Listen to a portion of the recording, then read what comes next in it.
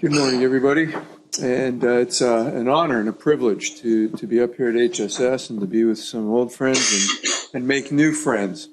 What I'd like to share with you is some of our early experience with robotics and what I see is going to be the future of this. We've already heard quite a bit of information on this, and I'll repeat a little bit of it, but I'll show you some of my insights over what's gone on in the last 20 years of my career.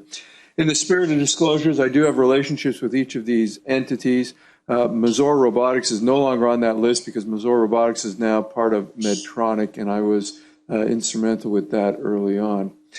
New technology promises us faster recovery, more efficient surgery, less collateral tissue damage, reduced morbidity, but really what we're talking about is improved patient outcomes. I'm not going to discount all the economic stuff we heard. I'm not going to discount some of the other issues that have come up with payments and costs, but really it's about our patients. It's how do we as surgeons do the best possible job for our patients. Now, innovations drives growth. Growth transforms yesterday's luxuries into today's amenities. And we know that today's amenities provide for improved, less expensive, and more efficient healthcare. Yeah, there's going to be an upfront cost to all of this, but over time, as we learn more, it becomes more efficient and becomes less expensive. Now, as spine surgeons, we want to be in control, and that's what this is all about. You don't want to be like this guy because you know the landing is going to be rough. You've got to be in control the whole case, start to finish. And I'm going to talk a little bit about what I learned over the last few years. Now, in spine surgery, traditionally we measure with a micrometer. We get all these different lines, angles, we look at our x-rays, we measure parameters, and we try to figure out what we're going to do, but then we end up cutting with a chainsaw.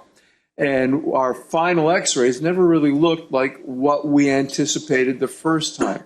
And I affectionately refer to some of my older post-op x-rays as trunk films, because I would put them in the trunk of my car at the end of the day, and when I sold that car, I never emptied the trunk. I didn't want to see those x-rays again. So we've got to get away from that. And one of the things that I work hard with my fellows and residents is really pushing the fact that the decision is far more important than the incision itself. You've still got to be a surgeon. You got to know when to operate, what to do, what's the right way to do it, and the most effective way. Now, robots are here to stay. There's no doubt about it. Everything in life today is being automated. Everything is streamlined. It is here to stay. We're not moving away from it. And this is really where it all started.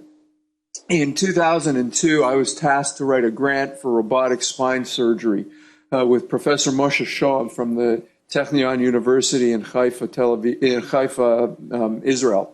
And what was interesting, I wrote it on percutaneous placement of translaminar facet screws. I thought, wow, this would be a great thing if we could do it that way.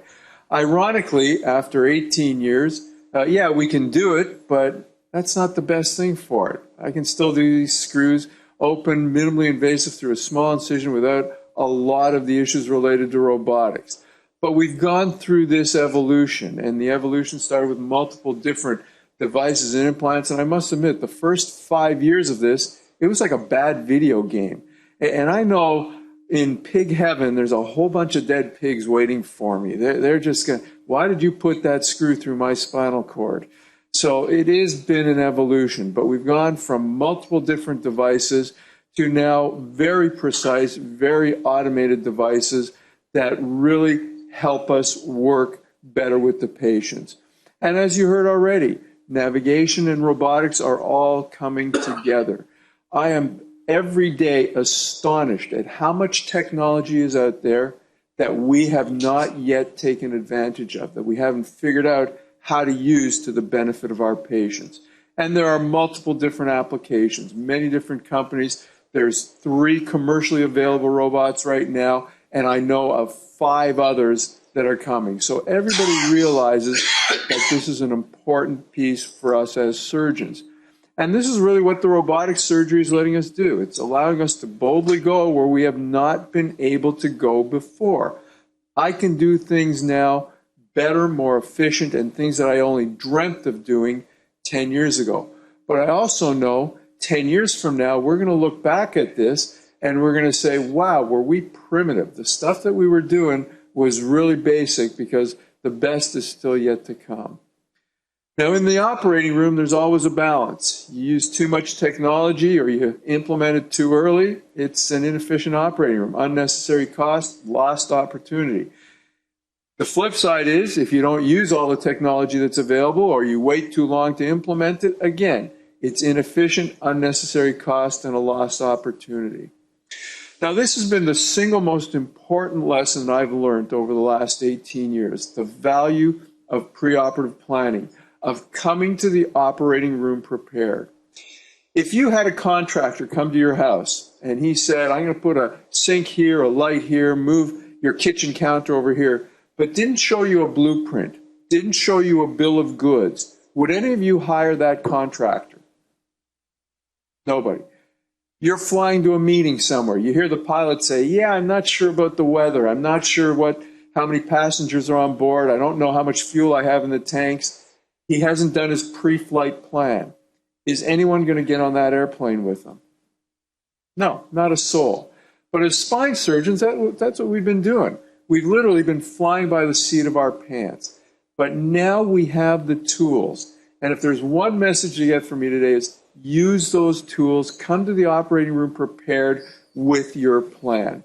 And I typically spend a lot of time on these plans. Usually every Sunday afternoon after the Dallas Cowboys lose, I sit down with all my CT scans and I just work through the plans. And essentially we place the screws, we decide where we're going with it. I'm going to advance this a little bit for the sake of time. Let's see if I can. Not sure that I can control it. Oh, there it is.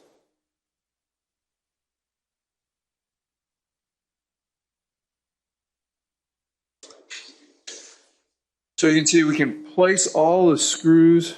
This is not cooperating.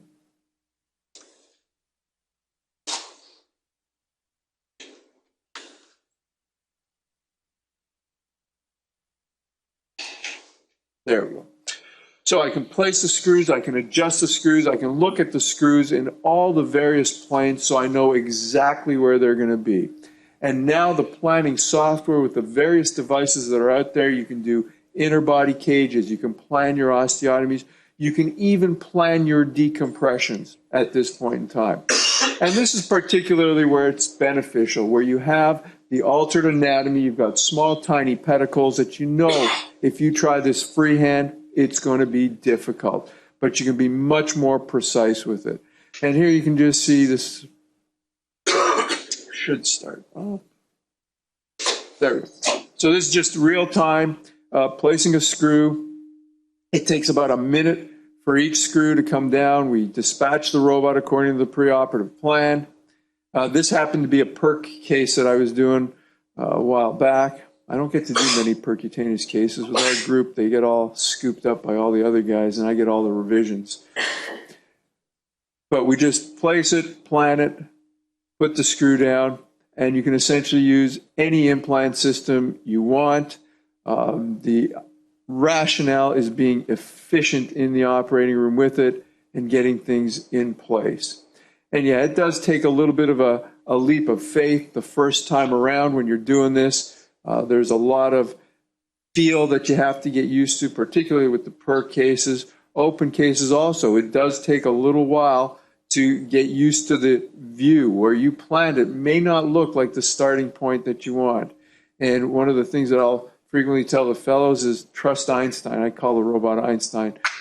Trust Einstein, because you've done the plan and the registration's on, and this is what you're trying to do with it.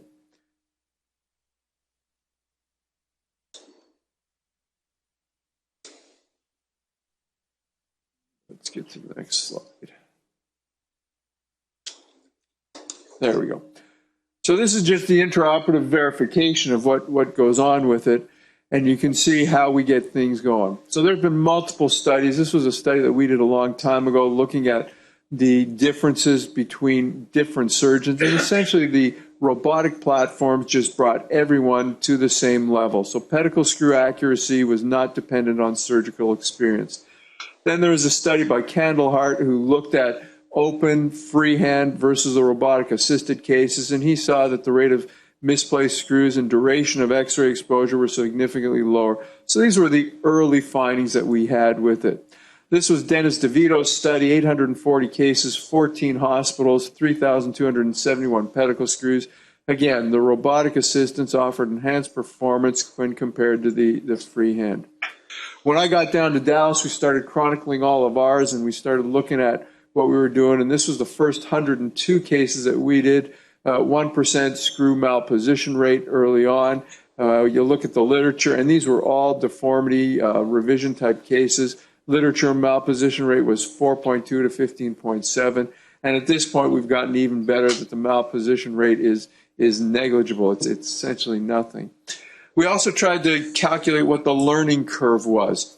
And quite frankly, if you're an experienced spinal surgeon, the learning curve's not with the robot. The learning curve is in the preoperative planning, and it takes about 30 cases to reach consistency to plan these cases much better. And then we started looking at alternate screws that we were doing and how well we were doing it. So the S2 alar iliac screws, we saw that we were able to put those in quite efficiently and exactly where we had planned with it. And then this was the paper by Kinestra, where they reviewed 705 patients, robotics versus freehand instrumentation. And this is really talking now to the outcome. So you saw complication rate with robotic was 4%, fluoro guidance 5.4%, freehand 12.8%. A big difference. You look at the revision rate also, 3.8% across that, freehand open 7.7. So double the revision rate with open versus the robotic. So again, robotics does decrease complications and revisions.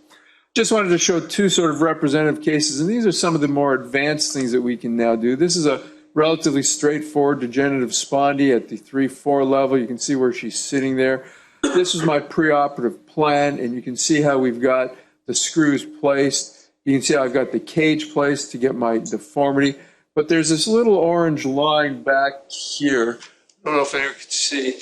Right back there across the facet joint. So what I'm now doing are percutaneous facet fusions, because we want to be as minimally invasive as possible. So here you can see doing this in a perc fashion. We've got a K-wire into the facet joint, and then I will ream through that tube down into the facet joint itself, and then stuff that facet joint with bone graft. So I've got my T-lift on the left-hand side. I've got the facet fusion on the right-hand side there, and I've got my interbody fusion. So we're able to achieve all the goals of surgery again in a minimally invasive fashion. And here's her post-op films.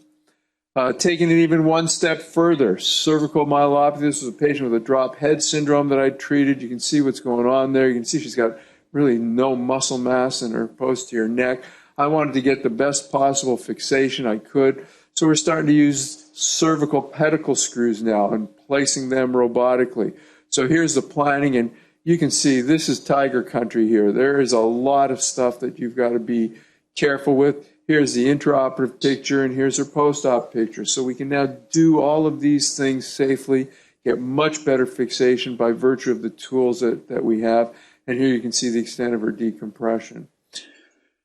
So we noticed that robotic guidance does have plenty of advantage. It is minimally invasive. It does improve operative efficiency. It can improve your screw pull-out resistance by placing them better. You get better deformity correction. I'm going to show a little bit of that in the cases that we're going to discuss this afternoon. But one of the things that I always say is robotic assistance is not going to make a bad surgeon good. What it does is it makes a good surgeon more precise and more efficient. And these were the lessons that I've learned. The preoperative planning, how important it is to come to the operating room with a plan so that you are efficient. The whole team knows what's going on. Radiation exposure is definitely down, and the magic of the technology, but it's the future potential. And here's the evolution where we're combining multiple different modalities. You're going to hear about virtual reality. That is definitely here to stay as well. The navigation component, the robotics component, they're all there. But this is what I see as the real future, integrating the semi-active and active robots, and we're already doing some of this, where we're preoperatively planning the decompression, and we are doing the decompression in a semi-active fashion so that the robot's doing it and we just come in and polish it and make sure that we've got the decompression that we wanted. And here's how I think we're going to be operating in the future, with a patient-specific plan and implants accompanied by disposable instruments with just-in-time delivery to an outpatient center. So it really is for that patient, and we're going to be able to really drop down on the economic cost of this. So why navigation and robotics? Who in this room is going to give up their cell phone? Who in this room is not going to use Waze to figure out what the traffic is up ahead? Who's not going to use the technology that we have today? It's here. It's going to stay. We're going to continue using it. And I look forward to a great future with it. So thank you very much.